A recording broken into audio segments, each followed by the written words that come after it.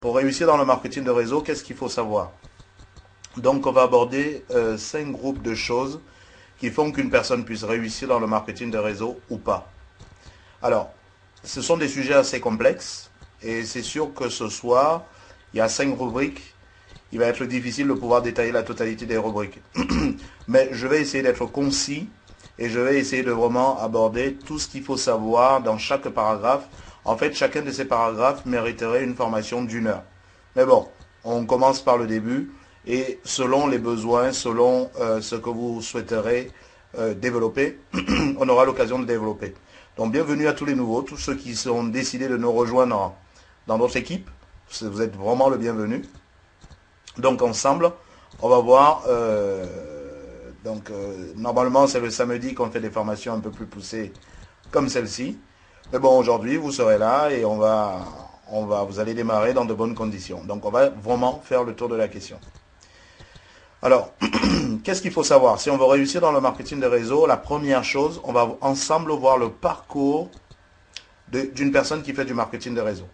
On va essayer de balayer tout le parcours. Et qu'est-ce qui fait que beaucoup de gens n'arrivent pas au bout? Ce que j'appelle le bout, c'est la réussite. C'est d'atteindre l'objectif qui était le sien, tout simplement en faisant du marketing de réseau. C'est ce qu'on va voir ici ensemble ce soir. Donc, la première chose pour réussir dans le marketing de réseau, c'est de comprendre les gens qui sont en face de nous, pourquoi eux-mêmes décident de nous rejoindre dans le marketing de réseau. La première erreur, elle se situe souvent à ce niveau. Souvent, on a du mal à comprendre pourquoi les gens nous rejoignent. Donc, on va utiliser des arguments qui n'intéressent pas nécessairement les personnes. Ensuite, on va étudier le contexte économique, puisque nous faisons donc du marketing de réseau. C'est une nouvelle industrie qui émerge depuis à peu près une cinquantaine, une soixantaine d'années. Donc, sans vouloir vous faire un cours d'économie, on va aborder l'aspect, le contexte économique qui permet ou qui va favoriser tout simplement l'éclosion du marketing de réseau. Ça fait des années qu'on dit que c'est le bon moment pour faire le marketing de réseau, mais ensemble, vous allez rapidement comprendre que vraiment, actuellement, c'est le bon moment pour faire du marketing de réseau. Après, comme je pense que je ne vous apprends rien, on va s'attaquer également à ce souci.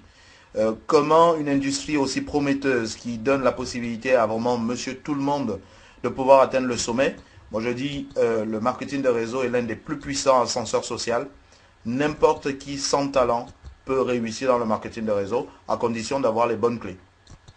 Mais pourquoi il y a autant d'échecs? Parce que tout simplement, il y a beaucoup de confusions qui vont amener à cet échec. Et donc on prendra le temps de détailler tout ça. Ensuite, on va voir les mécanismes qui créent réellement le succès. Souvent, on croit que c'est certaines choses qui amènent le succès dans le marketing de réseau. Et vous allez vite constater que bon, souvent, ce qu'on croit qui est vraiment essentiel n'est pas nécessairement essentiel. Et après, il y aura une conclusion générale. Alors, moi, je veux vous donner ma conclusion de ce que je pense et de l'activité que je développe. Et la conclusion que je veux prendre s'applique à tous les marketing de réseau. Mais moi, aujourd'hui, j'ai décidé de prendre cette conclusion-là, mais elle est valable pour toutes les personnes et toutes les compagnies, mais je vous donnerai des éléments. Voilà. Voilà ce que nous allons voir ensemble ce soir. J'espère que comme je dis, je vais essayer d'être le plus concis possible. Et on va vraiment balayer tous les sujets de manière à ce que, même si on n'a que 10 minutes par sujet, puisqu'on n'a qu'1 heure devant nous, on aura vraiment conclu et balayé de la manière la plus percutante possible chaque sujet.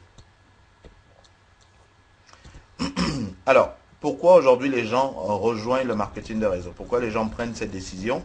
C'est qu'il faut bien comprendre, c'est que nous avons 3 catégories de citoyens. Quels que soient les pays, quelles que soient les cultures, quelles que soient les religions, nous avons toujours à peu près, à part quelques exceptions, nous avons 3 catégories de citoyens. On a des gens qui ont beaucoup d'argent et qui ont peu de temps. Ce sont souvent des gens qui ont réussi dans l'industrie, qui ont réussi dans le monde des affaires, qui ont réussi dans le sport, la musique, etc. Ce sont des gens qui ont une vie qu'on peut considérer de dorée, d'agréable, mais souvent, par leurs obligations, qu'ils font avec beaucoup de passion, il faut savoir que pour quelle que soit la réussite qu'on vise dans la vie, quel que soit ce qu'on souhaite faire, s'il n'y a pas de passion derrière, il est impossible d'atteindre le sommet. Donc, c'est des gens qui travaillent beaucoup, qui font des choses vraiment énormes, mais souvent n'ont pas beaucoup de temps. Donc voilà la première catégorie de personnes. Donc ça, c'est à une extrémité de l'échelle sociale. À côté de ça, Nous avons des gens qui ont beaucoup de temps et très peu d'argent. Souvent des gens qui vivent des minima sociaux. Ce sont des gens qui ont quelque part, je dis bien entre guillemets, une certaine qualité de vie dans le sens où ils ont le temps pour eux, ils ont le temps de penser à ce qu'ils souhaitent faire de la vie, mais malheureusement nous sommes dans un monde matérialiste où tout se monnaie et tout malheureusement s'achète. Ce n'est pas Eric qui a fait le monde, il est comme ça, c'est un constat. On peut dire, on peut essayer de trouver des solutions de sortir de ce monde aussi matérialiste, mais malheureusement c'est aujourd'hui ce qui guide tout. Donc ça, c'est pas toujours agréable, c'est pas toujours facile pour ces personnes-là qui ont tant de temps, mais très peu d'argent.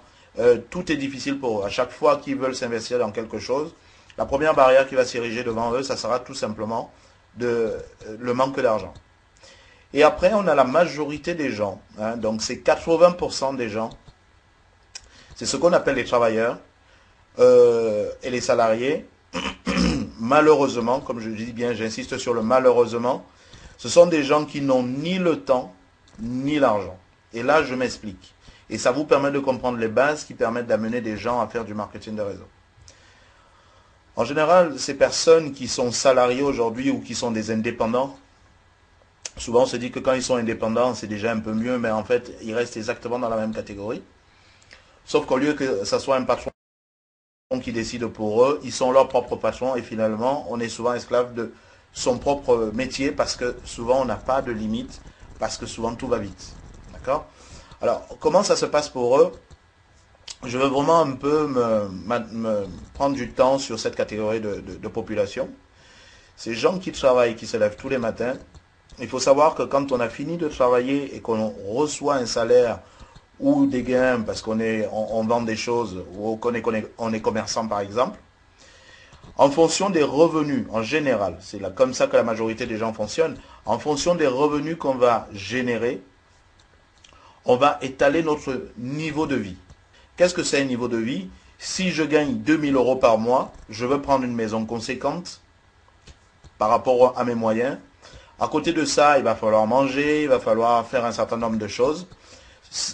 Et donc, on aura des coûts, ce qu'on va appeler des coûts de vie, des coûts qui vont être incompressibles. Et aujourd'hui, quand on prend ces travailleurs, quand on voit le coût de leur vie et leurs revenus, en général, le coût de la vie est très proche de leurs revenus. C'est comme ça, mais on a beau se battre contre ce phénomène, c'est que plus on a l'argent, plus on va calquer notre niveau de vie sur le niveau de revenus que nous avons. C'est pour ça qu'aujourd'hui, si vous prenez une personne qui gagne 1200 €, en général, il a un niveau de vie qui va tourner autour de 1000 €. Si vous prenez une personne qui gagne 3000 €, il aura un niveau de vie autour de 2500 €, etc., etc. D'accord? Alors, ce coût de vie est la chose qui nous oblige, j'utilise bien le terme, nous oblige à se lever tous les matins et à aller travailler qu'on ait envie ou qu'on n'ait pas envie. Parce qu'on a des choses à payer et si on ne les paye pas, bon, on n'a plus de maison, on n'a plus de voiture, on peut se retrouver sans assurance, etc. etc. Je pense que chacun d'entre vous ici connaît un peu ce à quoi on risque si on n'assure pas ce coût de vie. Et donc pour la majorité de personnes, on se rend compte que ça, ce que moi j'appelle ce coût de vie, est le niveau de survie que nous avons. Et tout ce qu'on peut dégager au-dessus, en général, on ne dégage pas grand-chose. Ça va tourner autour de 100, 200, 300, 400 €. Ce qui peut déjà être bien pour certains. Mais il faut savoir que dans ces 400 €, c'est là où on va prendre vraiment le bon côté de la vie. C'est-à-dire qu'à chaque fois qu'on a envie d'aller au restaurant, il va falloir puiser sur ces 400 €. À chaque fois qu'on souhaite voyager, il va falloir puiser sur ces 400 €. Si on souhaite épargner, on va puiser sur ces 400 €, etc. Je peux citer des tas de choses. À chaque fois qu'on veut se faire plaisir, au-delà de la contrainte, c'est dans ces 200 ou ces 400 € qu'on va devoir puiser. Et c'est là où le bas commence à blesser. Parce qu'on se rend compte que souvent, cette réserve supplémentaire ne nous laisse pas beaucoup de choix. Et donc on rentre dans des systèmes avec des crédits, etc. Et la vie devient de plus en plus compliquée. Et il y a des études très poussées qui prouvent que, tout simplement, quand on commence à travailler dans le mois, on travaille pratiquement jusqu'au 20, au 25 du mois, juste pour payer ce qu'on doit payer, et après on dégage quelque chose. Donc cette contrainte permanente, cette pression permanente, est la chose qui amène de plus en plus de personnes à faire attention à tout. Aujourd'hui, ce genre de personnes, quand ils vont faire des courses, c'est des petites anecdotes qui ont l'air parfois amusantes, mais qui sont vraiment lourdes de sens. Quand on va faire les courses, souvent on prépare la liste et on arrive à faire les courses, mais souvent finalement on ne prend plus ce pourquoi on est parti faire les courses. On va gérer les priorités selon les promotions à disposition. Quand on va au restaurant, souvent ces gens, au lieu de regarder ce qu'ils souhaitent manger, ils ne regardent pas ce qu'ils souhaitent manger, mais ils regardent d'abord le prix des plats avant de choisir ce qu'ils devraient choisir. Et donc on peut citer des tas de choses comme ça qui font que c'est des gens qui vivent en permanence avec la contrainte. Parce qu'ils passent souvent 10-12 heures hors de chez eux, sans voir les familles. Quand ils rentrent, souvent ils ne peuvent même pas se faire plaisir. Donc on peut citer des tas et des tas de choses qui font que les gens commencent progressivement à chercher une autre voie. Aujourd'hui, le monde moderne, comme il est fait avec ses contraintes, nous laisse très peu de choix. C'est pour ça que la quatrième voie qui est née il y a à peu près une cinquantaine d'années, on va dire plutôt une soixantaine d'années, est une voie qui commence à séduire de plus en plus de personnes. C'est ce qu'on a appelé la quatrième voie, c'est-à-dire le MLM. Qu'est-ce qu'apporte aujourd'hui le MLM, le marketing de réseau? C'est cette nouvelle possibilité. Il faut comprendre, la première erreur, et là on commence à aborder les choses qui font que beaucoup de gens ne réussissent pas dans le marketing de réseau. La première erreur, c'est de croire la solidité de son entreprise ou les produits qu'on vend. On va revenir dessus. Ce n'est pas du tout pour ça que des gens décident d'adhérer à une société de marketing de réseau. Ils voient leurs contraintes, ils voient ce qu'ils font pour gagner ce qu'ils ont. Ils se rendent compte qu'avec ce qu'ils ont, ils n'arrivent pas à se faire plaisir correctement. Et donc, ils cherchent une autre voie. Ils cherchent une voie différente qui peut faire d'eux des meilleurs hommes et des meilleures femmes, qui peuvent vivre un peu plus avec leur famille, qui peuvent avoir un peu plus de temps pour eux et de faire vraiment ce qu'ils souhaitent. Donc, si on conclut sur ce premier niveau, les gens adhèrent au marketing de réseau pour un style de vie, pas pour un produit, pas pour une compagnie. C'est d'abord pour un style de vie. Donc, si on revient à ce que je viens de vous expliquer, les gens vont prendre ce pas, vont franchir ce pas, parce que tout simplement, ils ont besoin de résoudre l'équation la plus importante que l'humanité n'a jamais pu résoudre, à savoir avoir d'un côté le temps et de l'autre côté l'argent. Il faut comprendre que quand quelqu'un adhère dans le marketing de réseau, ce n'est pas nécessairement pour gagner 200 000 euros par mois. Il a un coût de vie qui est de 1 800 euros ou de 2 000 euros. Si, avec sa société de marketing de réseau, il pouvait juste dégager 3 500 euros, ça lui laisserait 1 500 euros pour se payer ses voyages. Ça peut être pour aider des œuvres caritatives. Ça peut être tout simplement parce que depuis tout petit, c'est quelqu'un qui a été passionné par des enfants, donc il veut aider des orphelinats.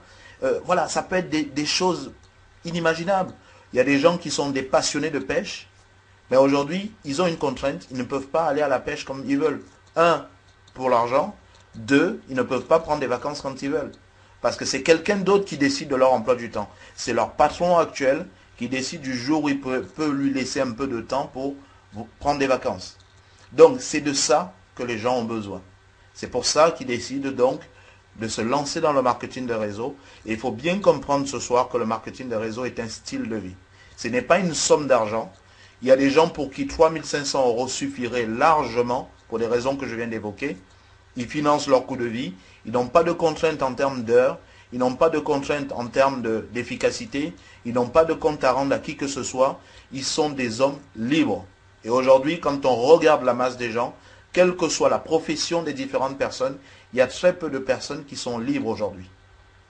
Donc, derrière les ambitions que les gens que vous allez rencontrer vont vous dire, quelle que soit la somme que les gens annoncent, il y a des gens qui estiment que la liberté vaut 100 000 euros. Parce que eux, ce n'est pas de financer un niveau de vie à 2 000 euros. Réussir, ça sera d'acheter des jets privés, des yachts, etc. Donc celui-là, ça sera ce qu'on va appeler un top leader. C'est celui qui de suite va aller viser les 200 000 euros par mois. Lui, c'est son truc. Il a besoin de la grosse villa, de la belle voiture, des enfants qui sont dans des écoles privées. C'est son choix. Mais derrière tout ça, se cache toujours un style de vie. L'humain avance pour 3 raisons. Il veut avoir de la joie et éprouver du plaisir dans ce qu'il fait. À chaque fois que vous allez procurer du plaisir, que vous allez présenter des choses accessibles aux gens et qui sentent et qui peuvent le faire, et que quand ils vont le faire, ils vont prendre du plaisir, les gens vous suivront et vont vous écouter. Si vous croyez que ce sont les produits ou ce que vous faites qui va faire la différence, déjà vous êtes dans l'erreur. Vous allez expliquer des choses à des gens qui ne les intéressent pas nécessairement. Et à la fin, souvent on est surpris en disant, mais il est con. Pourtant, il me dit toujours qu'il a besoin d'argent, etc. Mais derrière ce que vous lui présentez, il ne retrouve pas ce qu'il a besoin. Parce qu'il estime que peut-être ce que vous faites est très dur. Il ne va pas avoir de la joie, il ne va pas prendre du plaisir dans ce que vous faites. Et là, il va vous dire non. Et quand on ne comprend pas ce processus, on insiste lourdement et on fait de plus en plus de conneries parce que tout simplement, on ne comprend pas ce mécanisme de base.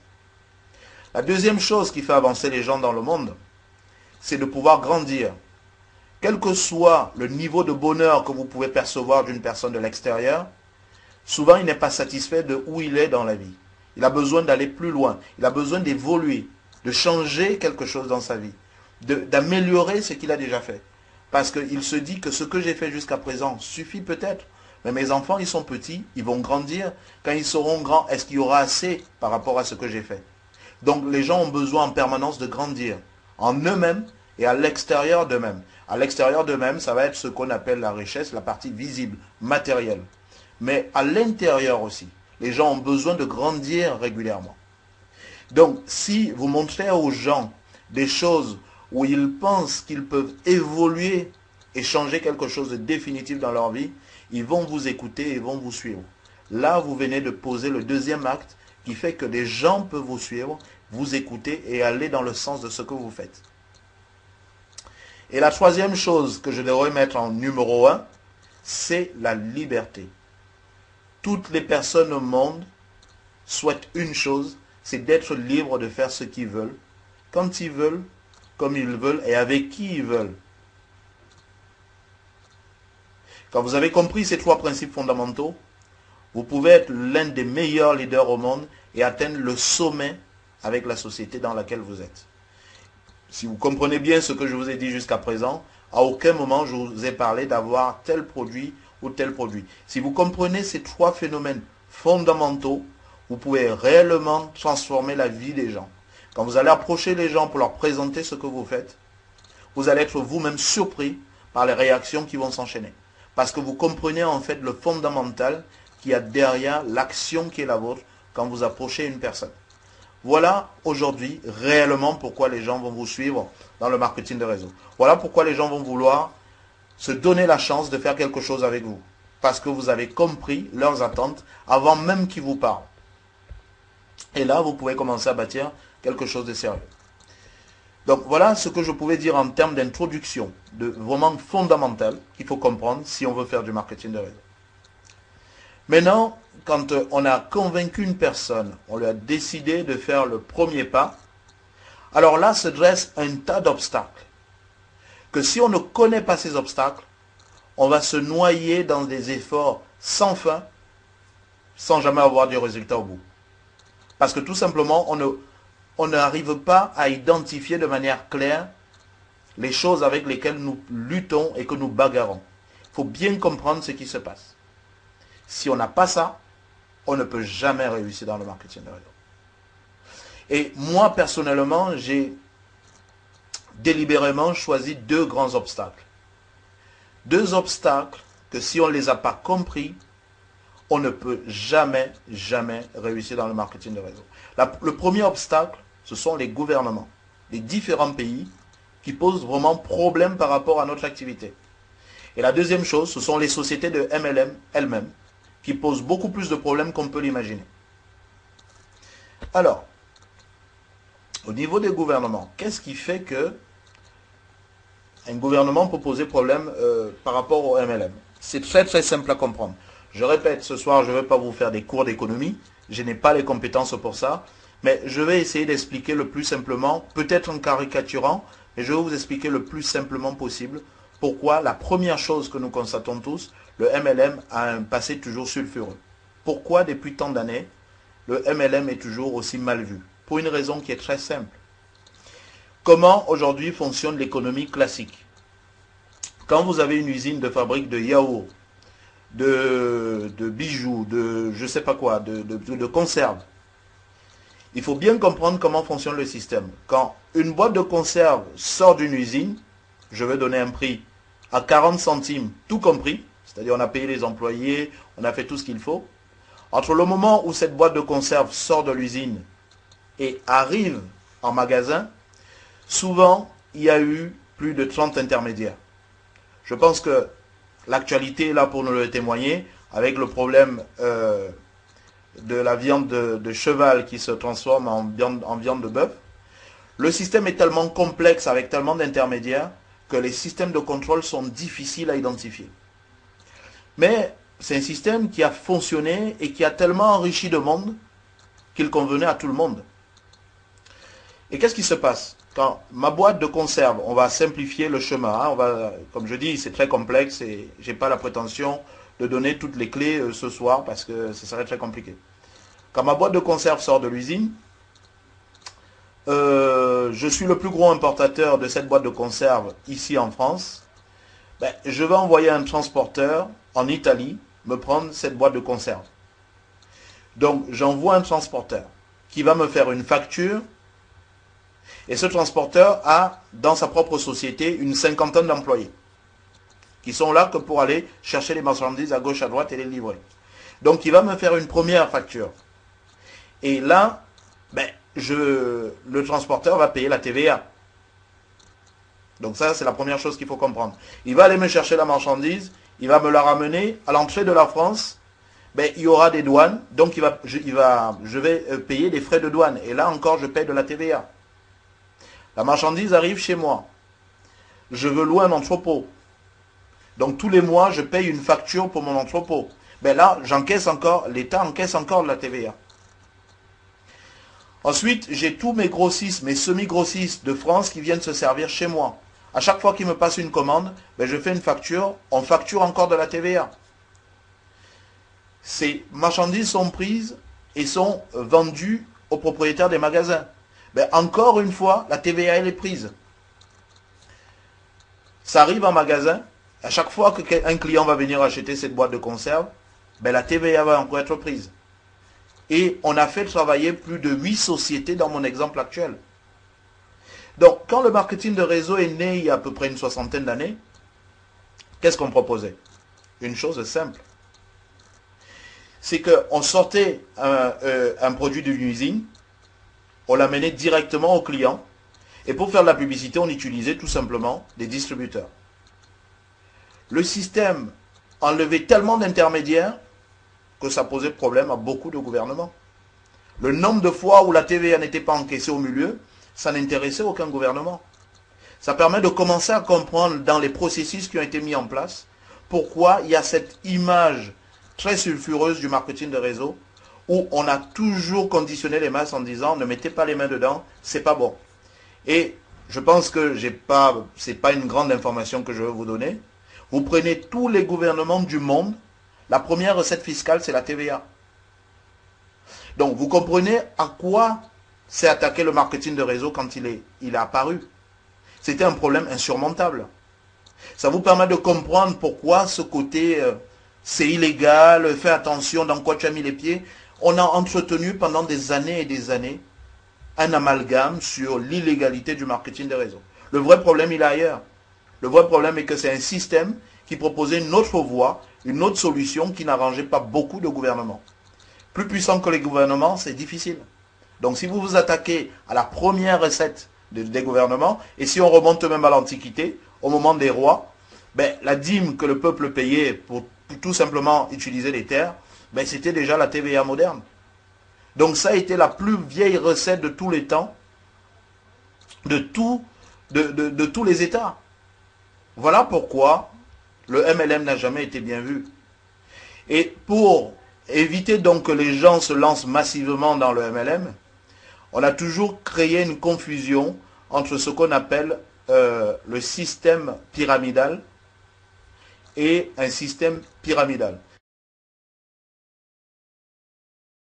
Il faut bien comprendre, mes chers amis, j'ai une bonne nouvelle par rapport à ça. C'est deux choses complètement différentes. Toutes les choses sérieuses, toute organisation sérieuse au monde est pyramidale. La structure est pyramidale. Allez dans la société dans laquelle vous travaillez aujourd'hui, vous verrez qu'il y a un patron, un sous-directeur, il y a un service comptabilité, etc. Vous prenez un État, il y a un président de la République, il y a un Premier ministre, un chef du gouvernement, il y a le président de l'Assemblée, le président constitutionnel, de la justice, etc. En dessous, on a tous les ministères, etc. Toute organisation au monde a une structure pyramidale. Il y a un chef, ça descend par cascade, et en bas, on a la masse. Toutes les structures sont faites de cette manière. Qu'on prenne une association, qu'on prenne une multinationale, il y a la holding qui va gérer tout le système. En dessous, on a toutes les structures financières, etc. Après, on a les filiales. Après, on a des filiales Europe, États-Unis, etc., etc. Toutes les structures au monde sont pyramidales. Mais c'est quoi un système? Je fais bien la distinction. Hein. C'est quoi un système pyramidal et c'est quoi une structure pyramidale? Sur le système pyramidal, mes chers amis, j'ai jamais eu la définition exacte d'un système pyramidal. À chaque fois que les gens me disent « Oh là là, c'est pas légal ce que tu fais », je lui dis pourquoi. Ah, mais c'est pyramidal. Mais c'est quoi du pyramidal? Alors, le pyramidal, c'est un système boule de neige. À chaque fois que je demandais concrètement à des personnes de m'expliquer ce que c'est un système boule de neige, j'ai du mal à comprendre l'explication. Ouais, mais c'est un système où tu travailles, tu fais démarrer d'autres personnes, c'est des chaînes d'argent, etc. On met des noms, mais il n'y a pas d'explication derrière. C'est quoi une chaîne d'argent? J'ai du mal à comprendre ce que c'est une chaîne d'argent. Ah ouais, c'est un système où tu amènes l'argent, tu donnes l'argent aux gens, et après on te paye dessus. Ok. J'ai toujours pas compris l'explication. Parce que tout ce que nous faisons est finalement, dans l'explication que je viens de donner, une chaîne d'argent. Alors on me dit, ah non, les gouvernements ont dit, il faut qu'il y ait minimum un produit qui soit échangé pour qu'on ne soit plus dans une chaîne d'argent. Mais j'attire juste votre attention. Aujourd'hui, comment fonctionne par exemple un système bancaire? Quasiment, il n'y a aucun produit qui est échangé là-dedans. Alors on me dit, c'est un système de style Ponzi. C'est des systèmes de style Ponzi. Alors, c'est un système où en fait, les premiers vont donner l'argent. Quand ils donnent l'argent, ceux qui arrivent après, ben, on les paye avec l'argent des premiers. Ok? Regardons un peu comment est financé notre système de retraite, comment est financé notre système de sécurité sociale. Comment ça se passe? Ce sont ceux qui étaient avant qui payent pour ceux qui sont après ou l'inverse? Si on regarde bien comment est financé tout ça, j'ai l'impression que ça ressemble à ce qu'on nous dit. Alors, pourquoi à certains moments c'est accepté et à d'autres ça pose problème? J'ai jamais eu de réponse dessus. Donc, toutes ces choses confuses dans nos têtes, si on n'est pas clair avec nous-mêmes sur ce qu'on veut et sur ce qu'on nous dit, ça risque d'être compliqué de mener une activité comme celle-ci. Parce que si on est des honnêtes des honnêtes pères de famille, et qu'on a une famille, et qu'on est en train de nous expliquer en permanence qu'on fait quelque chose d'illégal, c'est sûr qu'on a peur. On recule et on ravale tous ces rêves, et on les met de côté en disant « Oula, j'ai peut-être failli faire une connerie ». Donc, il faut que tout ça soit clair dans nos têtes. C'est quoi un système pyramidal? Posez sérieusement la question à quelqu'un. Moi, ça fait 8 ans que je fais du marketing des réseaux. Je n'ai jamais vu quelqu'un clairement m'expliquer ce que c'est. Quand on regarde comment certains systèmes étatiques sont faits, c'est fait exactement comme ce qu'on est en train de m'expliquer que ce que je fais est illégal. Donc, il faut bien comprendre toutes ces choses. Voilà donc, moi, personnellement, l'image que j'ai, et voilà pourquoi j'ai l'impression que le marketing de réseau a cette image très sulfureuse, parce qu'on touche des intérêts énormes qui font que la banque doit gérer l'argent. Donc, si des particuliers s'échangent de l'argent, ah non, là, ça pose problème, ça ne passe plus par une banque. Parce que pour que ça soit fructifié, ça doit passer par une banque. Donc ça, c'est pas légal. Là, il faut que ça soit validé par une banque. Bon, voilà.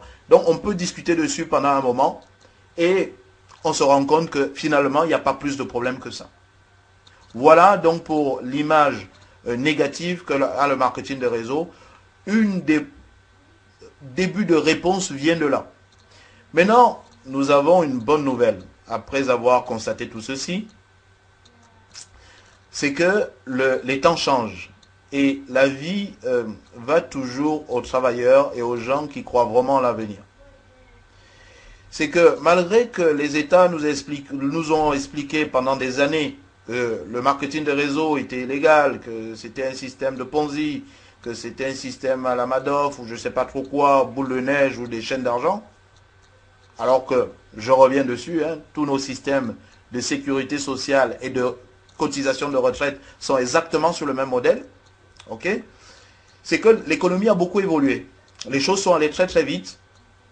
Et il y a quelque chose qui est venu en notre faveur, que j'appelle Internet. Depuis à peu près une vingtaine d'années, c'était un système qui était utilisé pendant des années par les militaires. Aujourd'hui, a été accessible au grand public. C'est Internet. Internet a changé énormément de choses. Et Internet a changé énormément de choses dans le monde actuel. Et aujourd'hui, Internet est en train d'amener quelque chose qui va finir, qui a permis donc progressivement de légaliser tout simplement le marketing de réseau. De quoi je parle ici? C'est que face à tous ces intermédiaires qui existaient, vous vous souvenez tout à l'heure, le problème de la TVA qu'on payait pour un même produit, l'État encaissait parfois 25 fois la TVA. Il y a avec Internet qui est arrivé, maintenant n'importe quel petit épicier qui peut monter un site Internet peut tout simplement vendre son magasin sur Internet. Et ça a donc ramené au goût du jour ce qu'on appelle tout simplement la vente directe. Au début, les grosses sociétés, elles avaient des systèmes de financement assez complexes, ça ne les intéressait pas nécessairement le e-commerce. Ils regardaient ça avec beaucoup d'ironie et disaient que bon, ben, ça prenait forme, que ça allait finir par... C'était pas l'avenir. Mais plus le temps passe, plus on se rend compte que la vente directe prend de plus en plus de terrain. Et aujourd'hui, si on regarde sur les 5-6 dernières années, plein de petites marques, par exemple dans le textile, je peux citer quelques noms s'il le faut, dans le textile, on a vu plein de petites marques venir de nulle part et supplanter des grandes marques. Et là, on s'est rendu compte qu'il y avait un phénomène quand même intéressant. C'est-à-dire que le petit pouvait pour la première fois dans sa vie concurrencer le gros. Quand il avait ses clients, il arrivait à mener ses clients sur son site. Il n'avait plus besoin de tous les intermédiaires, plus besoin de magasins, plus besoin de ci, plus besoin de ça, etc. Et il vendait directement.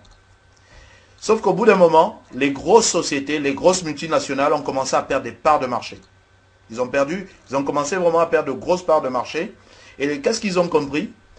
C'est de tout simplement que soit ils repensaient leur modèle de distribution, soit ils continuaient comme ils continuaient, mais ils allaient aller à la dérive. Et donc les grosses multinationales ont commencé à réagir.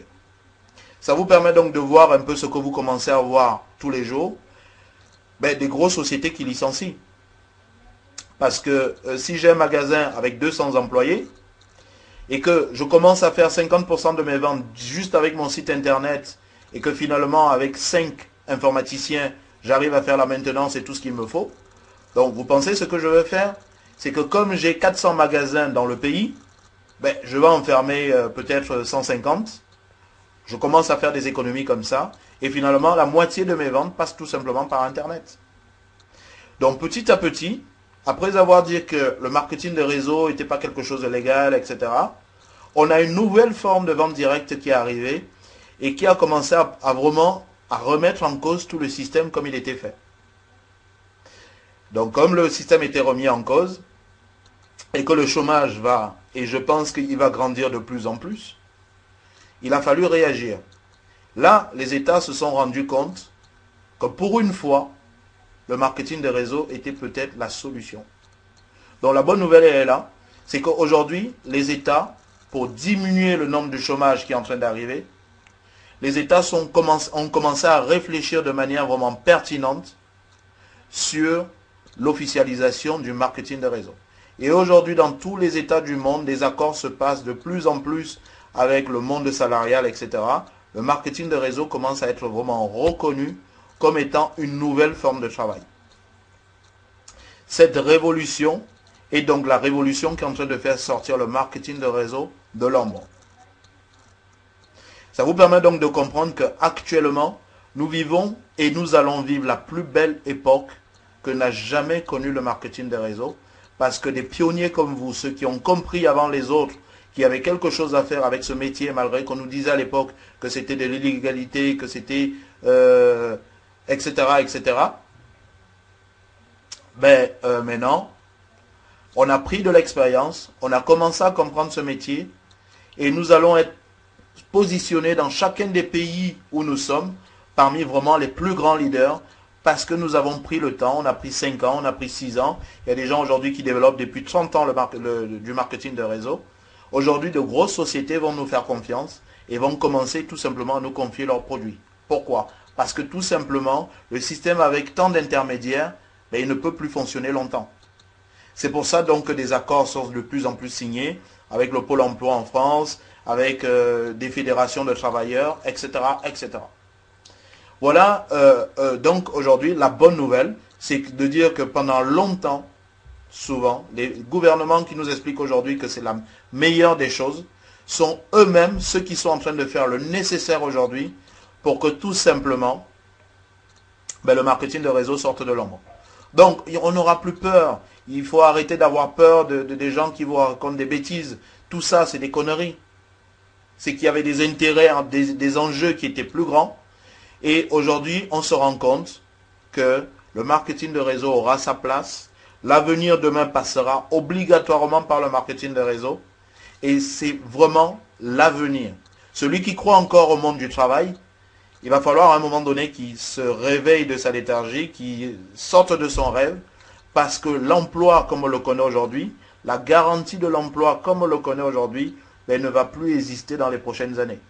Il est impossible que des sociétés passent par des systèmes directs du fournisseur au client final et de croire qu'on va encore être employé quelque part où on va être le 20e intermédiaire. Ça ne sera plus possible. Même dans des secteurs où on n'imaginait pas, aujourd'hui, ce n'est plus possible qu'une société garantisse, avec les mutations économiques qu'on a aujourd'hui, que vous garantisse un travail dans les années qui arrivent. C'est rêver de croire que ça va continuer à fonctionner de cette manière. Il y a des secteurs qui ne seront peut-être pas touchés, mais ils sont très rares. Il faudrait vraiment qu'on en parle, parce que c'est difficile de voir des secteurs qui ne vont pas être touchés par toutes ces nouvelles mutations de l'économie mondiale. Ce n'est pas un choix, c'est tout simplement que ça va s'imposer. Voilà donc au niveau du premier barrage. C'est des choses qu'il faut comprendre, c'est des choses qu'il faut vraiment bien assimiler. Si vous ne savez pas ces choses, c'est difficile d'amener les gens au succès parce qu'à chaque obstacle, ils s'arrêteront là, tout simplement. Le deuxième grand obstacle qui empêche souvent des personnes qui font du marketing de réseau dans ce marasme de savoir la bonne direction à prendre, c'est les propres sociétés de MLM. Je vais vraiment faire un résumé dessus. Le but n'est pas de tirer sur un tel ou un tel. Le vrai problème des sociétés, c'est qu'elles entretiennent des mythes sur des choses qui n'existent pas. C'est simple. Je vais résumer parce que, comme je vous ai dit, il y a tellement de choses à développer. Une société a un seul objectif, c'est de vous fidéliser. Si vous ne distribuez pas leurs produits, ils sont rien. D'accord? Donc, il faut par tous les moyens vous fidéliser. Le seul objectif d'une société de marketing de réseau, c'est tout simplement de fidéliser ses distributeurs. Ils vont vous faire des énormes discours sur leurs produits. Aujourd'hui, moi j'ai des tas de personnes avec qui je travaille et que je rencontre dans la vie qui me prennent, qui m'asseyent et qui m'expliquent pendant des heures les qualités de leurs produits. Quand vous comprenez le marketing de réseau, le produit n'a jamais rendu qui que ce soit riche. On va développer ce point tout à l'heure. Celui qui croit qu'il va s'enrichir parce qu'il a un produit qui fait ci ou qui fait ça, il n'a rien compris au marketing de réseau. C'est ce que je vous explique au départ. Les gens ne vont pas adhérer à votre entreprise par rapport aux produits que vous avez. Ça peut aider parce qu'il y a des affinités. Si je suis une femme et que j'adore être belle et être coquette, c'est sûr que si je tombe sur une société qui fait de la cosmétique, ça risque de m'attirer parce que je saurai en parler. Mais ça s'arrête là. Souvenez-vous, la personne va travailler dans le plaisir et la joie. Le fait donc que vous fassiez du cosmétique et que c'est quelqu'un qui est très coquette et qui s'occupe bien d'elle, il y aura ce plaisir de dire je veux partager ces produits cosmétiques avec mes amis. Mais c'est tout. Le produit ne vous rendra jamais riche. Croire qu'un produit peut vous rendre riche, vous amène tout simplement à croire à quelque chose qui est faux. Donc vous allez mal développer votre activité parce que vous passerez des heures à parler de vos produits. alors qu'aucun produit n'a jamais rendu riche. Donc, les sociétés, elles, par contre, vont vous mettre dans la tête que leur produit est fantastique, que vous êtes sur un marché qui est sans fin, etc. Là aussi, je veux faire une parenthèse. Quel aujourd'hui est le chef d'entreprise qui peut promettre qu'il est sur le marché le plus porteur? À part vous mettre la poudre aux yeux, c'est impossible de pouvoir le faire. Parce que tout simplement, nous sommes dans une société de consommation où la consommation est amenée à son paroxysme aujourd'hui. Sauf que les ressources naturelles font que on ne peut pas aller aussi vite que la demande se fait. C'est pour ça qu'avant, quand on lançait un produit, je me base sur des statistiques donc, et des études, il fallait entre une quarantaine d'années pour pénétrer tout un marché ciblé. Quand on remonte dans les années 20, dans les années 40, quand on lançait un produit, il fallait à peu près une quarantaine d'années pour toucher la totalité de la cible. Parce que l'information circulait plus lentement, parce que les systèmes de transport n'étaient pas aussi puissants, et les systèmes d'information n'étaient pas aussi puissants qu'aujourd'hui. Donc pour pénétrer un marché, on avait 40 ans devant nous. Voilà donc pourquoi avant on avait le temps. Et avant, effectivement, les gens pouvaient avoir des boulots à vie. Parce que souvent on travaillait 40-50 ans. Donc quand on était sur une société qui était sur un bon créneau, effectivement on avait le temps devant nous. On avait le temps de voir venir. Et la société elle-même avait le temps de faire des prévisions. À l'époque, quand on parlait du long terme, on parlait des projets à 20 ans. Aujourd'hui, quand on parle du long terme, un chef d'entreprise sérieux a une visibilité sur 3, 4 ans, 5 ans. Ce qui était l'ancien moyen terme. Et depuis qu'on est arrivé dans les années 70, aujourd'hui, il faut à peu près 25 ans pour pénétrer un marché. Et dans les années 2000, quand vous lancez un produit, il faut à peu près entre 2 et 5 ans pour totalement toucher le marché que vous avez ciblé. Pour aller vite, c'est bien, parce que vous touchez toute la cible. Sauf que quand toute la cible a commencé à utiliser votre produit, soit il est concurrencé très rapidement derrière, soit les gens se lassent très rapidement aujourd'hui, puisqu'on est dans une société de consommation. Ce qu'on a consommé aujourd'hui, 2-3 ans après, on passe à autre chose. Donc, les cycles de rotation des produits vont de plus en plus vite. Il n'y a aucun chef d'entreprise aujourd'hui, quel que soit le marché dans lequel il essaie de vous faire rêver, peut vous promettre de vous préparer aujourd'hui pour les 20 prochaines années. Aucun chef d'entreprise sérieux peut vous le promettre. Mais comme le patron du MLM, lui, doit défendre ses intérêts, alors il vous fait rêver sur des produits, sur des marchés, sur des possibilités qui n'existent pas. Parce que lui-même est en train de se repenser en permanence. Ça vous permet de comprendre le décalage entre la réalité économique. Il n'y a qu'à voir les crises. Avant, on avait une crise économique tous les 100 ans. Après, on est passé à une crise économique tous les 15-20 ans. Et aujourd'hui, comme les cycles économiques sont de plus en plus courts, on a une crise économique à peu près tous les 3-4 ans. D'accord? Donc, si on a une crise parce que tel pan de l'économie tombe, l'autre va tomber demain, l'autre va tomber après-demain, donc comme le système est toujours en train de se repenser, on a des crises à répétition. Et plus on va aller, plus les crises seront à répétition. Et vous savez, derrière ce qui se cache derrière une crise, ce sont des investissements lourds. Aujourd'hui, les financiers ont déconnecté l'économie où le travailleur se lève et va travailler et la finance. Ils placent l'argent où il y a l'argent à gagner. Donc, du jour au lendemain, ça va être les télécoms qui vont être le secteur le plus porteur. Tout le monde va investir dedans. Et là, si vous êtes dans une société qui distribue les télécoms, vous avez le rêve que l'avenir, il est là. 5 ans plus tard, tout le monde a investi dans le bien-être et la santé. Les télécoms commencent à avoir des soucis. Chacun cherche des financements comme il peut, mais il n'y a plus de financiers. Donc, comment un chef d'entreprise peut vous promettre que l'avenir est chez moi parce que vous faites des télécoms, parce que vous êtes dans le bien-être, parce que si, ça va très vite. Il y a des choses qui étaient inimaginables il n'y a pas longtemps, aujourd'hui qui se passent. Donc, essayez de vous préparer en vous disant que la carrière, elle est ici, parce que ça fait 20 ans qu'on existe, ça c'est de la rigolade. Une société qui vous dit on est là depuis 20 ans, c'est bien. Et elle vous parle que de son passé. Mais vous faites du marketing de réseau, pourquoi? pas pour le passé de l'entreprise, pour votre avenir et l'avenir de l'entreprise. Mais l'avenir de l'entreprise, ils ne peuvent pas vous parler de l'avenir. Parce que les marchés bougent énormément aujourd'hui. Mais l'entreprise le sait, mais elle va vouloir vous fidéliser.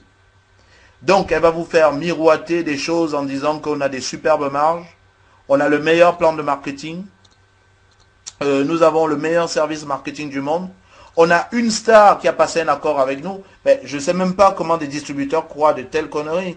Parce qu'une star a signé avec une société, je veux gagner plus d'argent? Non. La société essaye juste d'avoir une notoriété. Elle essaye d'être crédible dans le monde des affaires. En disant on s'associe à une telle, vous voyez, c'est sérieux ce qu'on fait. Mais ce n'est pas parce qu'une star a mis son nom ou un milliardaire derrière une compagnie de MLM que vous, ça va changer quelque chose dans votre vie. À aucun moment, ça changera quelque chose. C'est ce que vous êtes venu chercher qui peut changer quelque chose dans votre vie. Apprenez à comprendre la différence entre votre parcours personnel et celui de l'entreprise pour laquelle vous travaillez. Si votre destin est attaché à la société avec laquelle vous travaillez, alors vous êtes un travailleur moderne. Vous n'êtes plus quelqu'un qui fait du marketing de réseau. Vous n'êtes plus en train de changer votre style de vie, mais vous croyez à une société qui va peut-être vous aider à changer quelque chose. Prenez-vous en main, comprenez réellement ce que vous faites. N'oubliez pas l'objectif de départ. C'était de grandir, d'avoir la liberté, essayer de faire des choses dans la joie. Voilà ce qu'il faut comprendre derrière ça. Un milliardaire peut signer un accord avec la société de MLM pour laquelle vous travaillez. C'est bien pour cette société, ça fait de la notoriété, ça montre qu'elle est sérieuse et que les gens qui la gèrent sont des gens sérieux. Oui, mais pour vous, ça ne change rien à tout point de vue. La société peut avoir 400 brevets, ça ne changera rien à votre parcours. D'accord? Donc voilà vraiment les phénomènes qu'il faut comprendre. Après, on a le dernier mythe qui est entretenu par toutes les sociétés de marketing de réseau. C'est de dire que pour recruter des gens, il faut faire une liste de noms. Ça, c'est vraiment la chose la plus fantastique. Pour recruter du monde, il faut faire une liste de noms. Alors, je répète, on a tellement de sujets sérieux, il faudrait tous les développer, mais ça va être difficile de vraiment tous les développer. Pour les personnes que j'ai personnellement, souvent au téléphone, on en parle, on en discute, etc. Il faut comprendre que juste ce mythe, la porte d'entrée de tous les marketing de réseau, c'est dommage que les sociétés n'aient pas envie de travailler dessus. Pourquoi? Parce que quand le marketing de réseau a été créé il y a 70 ans, il faut comprendre que c'est à ce moment qu'on a inventé et qu'on a codifié la façon dont nous faisons le marketing de réseau aujourd'hui. Quand on a créé le marketing de réseau, les gens avaient de véritables relations sociales. Il y avait une vraie vie sociale il y a 50, 70 ans. Les gens avaient de vraies relations. Écoutez bien ce que je veux dire. Il faut peut-être même le noter. Les experts, qu'est-ce qu'ils ont, ils se sont rendus compte? Que quand un commercial, parce qu'à l'époque ça existait, pour les jeunes, ils n'ont pas connu cette époque, à l'époque on avait ce qu'on appelait les VRP, les commerciaux qui allaient faire du porte-à-porte, qui allaient vendre leurs produits en vendant au porte-à-porte. Bonjour monsieur, je suis monsieur Intel de telle société, et il essayait de vous vendre ses produits. On se rendait compte qu'il y avait deux façons de vendre les produits, soit par de la publicité, soit en passant par des VRP. Mais on se rendait compte d'une chose, les experts en marketing à l'époque s'étaient rendus compte d'une chose, c'est que quand un ami montrait un produit à son ami en lui disant qu'il l'utilisait et que ça avait changé quelque chose ou que c'était bien, ben, l'ami lui faisait confiance parce que c'était un véritable ami. Je répète, à l'époque, il y avait de vrais liens sociaux.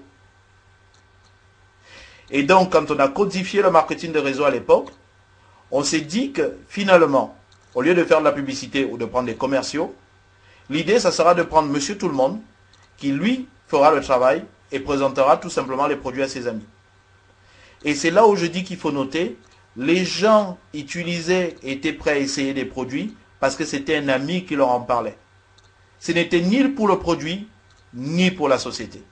C'est parce qu'un ami leur disait que j'ai utilisé telle crème, j'avais des petits points noirs, elle me les a enlevés. J'ai fait telle chose et c'est génial. J'utilise, avant j'avais des carreaux qui étaient très sales, J'ai utilisé tous les produits possibles. Depuis que j'utilise ce produit, j'ai réussi à nettoyer mes carreaux, ou mon sol, ou mon tapis. La copine lui faisait confiance, achetait le même produit et allait l'utiliser chez elle. Elle ne connaissait pas du tout ce produit. Avant, ça marchait parce que les gens avaient de véritables liens sociaux. Donc, il faut bien comprendre que ça marchait pas par rapport à la société, pas par rapport au produit, par rapport à la confiance qu'on avait avec nos amis. Mais aujourd'hui, 40 ans plus tard, je peux vous garantir que cette méthode ne marche plus. On a des gens qui sont mariés, qui vivent dans la même maison, qui dorment dans le même lit, mais qui voient la vie diamétralement opposée. On a deux amis qui peuvent être de bons amis, mais qui ne voient pas la vie de la même manière. Donc, cette méthode de la liste de noms, ce mythe de la liste de noms, il n'existe pas. On ne peut pas recruter des gens avec une liste de noms. C'est impossible. Parce que tout simplement, ces liens ne sont plus aussi forts. Par contre, l'ami va se battre en vous disant « Ouais, mais écoute, sors de là, tu vois pas que c'est illégal, que si, que là, machin, etc. » D'accord? Il n'y a plus cette confiance qu'on avait avant. Donc, c'est autant de choses qui découragent le nouveau qui arrive. Parce qu'on ne lui donne pas de méthode, on ne lui donne pas de choses à faire. Alors, qu'est-ce qui se passe pour le distributeur quand il se rend compte que la liste de noms ne fonctionne pas? En général, quand ça ne fonctionne pas, qu'est-ce qu'il fait? Il va aller dans ce qu'on appelle le marché froid. Et là, on arrive à la deuxième erreur qu'aujourd'hui, toutes les personnes qui font du marketing de réseau commettent. C'est, donc avec la fameuse liste de noms, donc qu'est-ce qu'on fait? Donc c'est la deuxième étape. On appelle les gens. La société de marketing de réseau vous dit, il ne faut jamais expliquer par petits bouts. Vous prenez rendez-vous, vous vous déplacez, vous allez chez les gens. Vous leur expliquez tout le concept et ils vont prendre leur décision en connaissance de cause. On se déplace, donc on va voir des amis, on leur demande de réunir 2-3 amis à eux. On va dépenser de l'argent pour aller les voir, on va mettre son essence, on arrive, on explique pendant 2 heures, et pendant 2 heures, on finit l'explication, et après, on répond aux questions pendant 1 heure aux gens. Donc, on a dépensé l'argent, le temps et l'énergie. Et souvent, pour être poli, les gens, ils nous disent, écoutez, on va réfléchir et on va vous rappeler. Est-ce que vous savez pourquoi les gens systématiquement vont réfléchir? Parce qu'ils voient l'énergie que vous avez dépensée pendant 2 heures pour faire votre belle présentation. Souvenez-vous, les gens veulent bien l'argent. Mais quand ils vous voient pendant 2 heures, essayez de les convaincre. En plus, vous leur dites, ce que je fais est génial, c'est fantastique, tu vas gagner beaucoup d'argent. Moi, je te dis, d'ici 2-3 mois, tu verras, machin, etc. Vous semblez heureux. Mais quelque part, ils vous voient tellement malheureux, tellement crispés, tellement mal à l'aise à essayer depuis 2 heures de leur expliquer qu'il faut à tout prix qu'ils rentrent. Donc, ils se posent vraiment la question si vous êtes heureux dans ce que vous faites. Et comme eux, ils recherchent de la joie dans ce qu'ils font, ils se disent, ce truc n'est peut-être pas fait pour nous. C'est des gens qui veulent de l'argent. C'est des gens qui veulent changer quelque chose.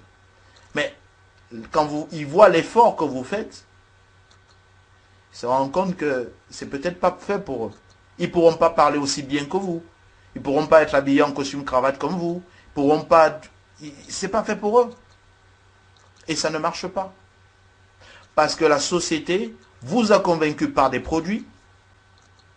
Je dis bien, vous a convaincu. Et le plus grand tort que vous allez avoir, c'est d'essayer d'aller convaincre tout le monde. À chaque fois que vous prendrez du temps pour convaincre les gens vont ériger des barrières. C'est pour ça donc que cette méthode ne marche pas.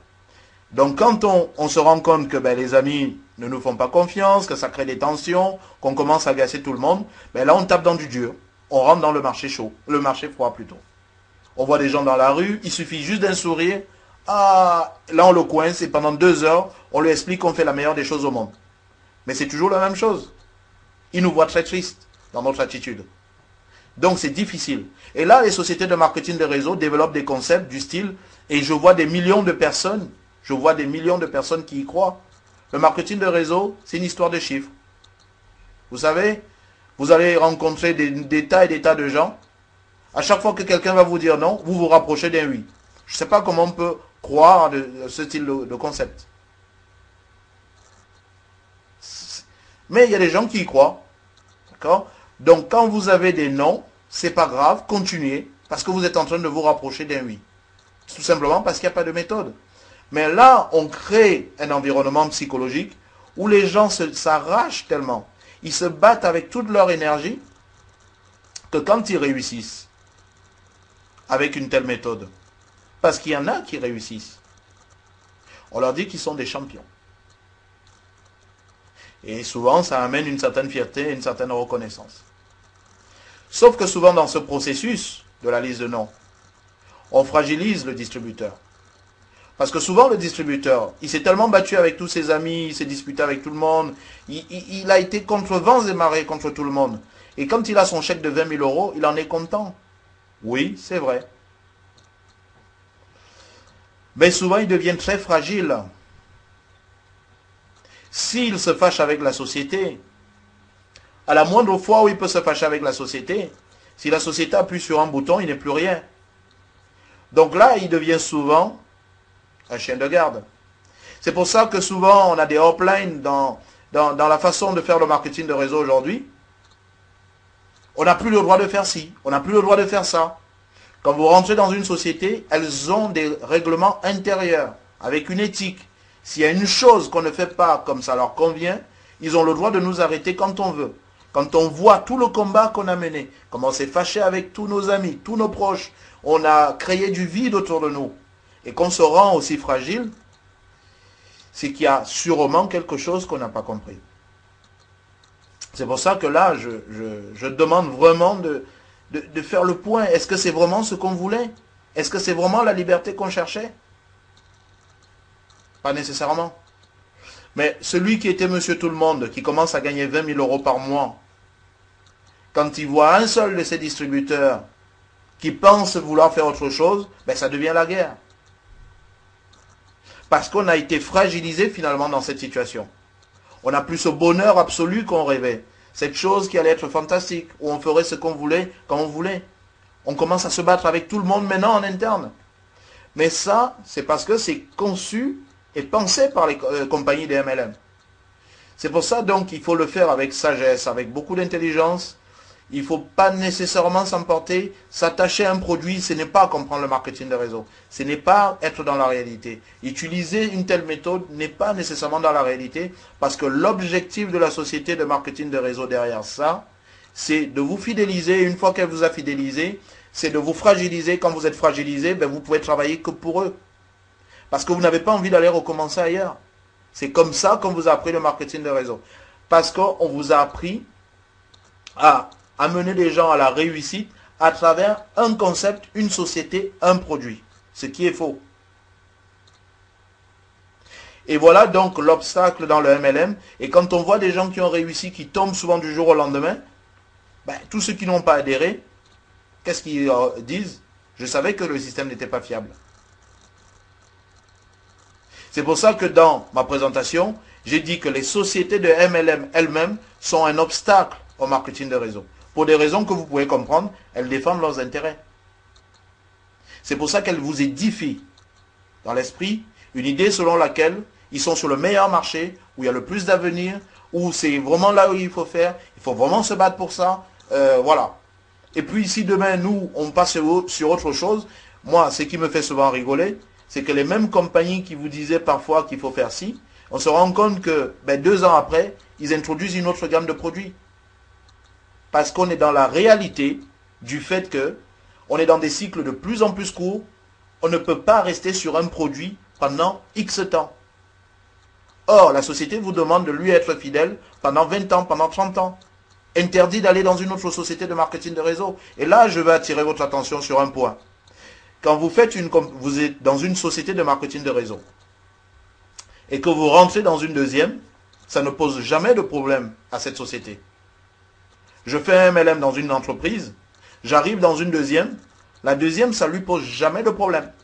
Par contre, quand vous êtes dans la deuxième, si vous souhaitez partir dans une troisième, ah bon là, on vous sort l'éthique. Regardez, quand vous faites notre marketing de réseau, il est interdit d'aller dans un autre. Ah ben quand j'arrivais, j'étais pourtant dans un autre. D'accord? Donc on peut citer des tas et des tas de choses qui font que souvent, les sociétés de marketing de réseau elles-mêmes sont un handicap pour quelqu'un qui démarre. Parce que chacun défend malheureusement ça. Et là, on a la guerre des clans. Alors moi, je suis dans la légalité, toi, tu n'es pas dans la légalité. En plus, la nouvelle société dans laquelle tu es là, est-ce qu'elle est dans telle fédération? Est-ce qu'elle est dans telle autre fédération? Voilà. Et comment voulez-vous qu'un nouveau comprenne quelque chose dans tout ça? Il est perdu. Encore des obstacles qu'on élève, parce que tout le monde pense à sa petite qu'à soi. On ne pense plus